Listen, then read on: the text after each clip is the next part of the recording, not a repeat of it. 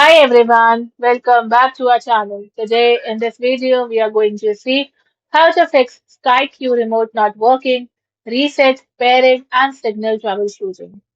Fix 1. Check and replace the batteries. First remove the battery cover from the back of the remote and take out the old batteries. Then insert fresh AA batteries. Now make sure the batteries are installed in the correct direction and test the remote again. Fix 2. Restart your Sky Q box.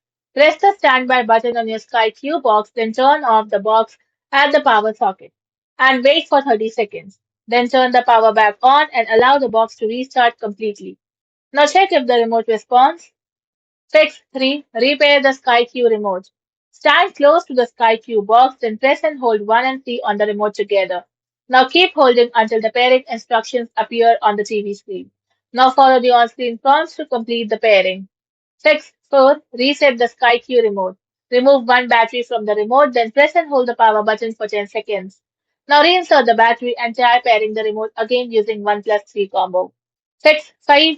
Check for signal interference. Move closer to the Sky Q box and remove any objects blocking the front of the box. Now keep wireless devices such as routers, speakers, and cordless phones away from the box if possible. Then test the remote again.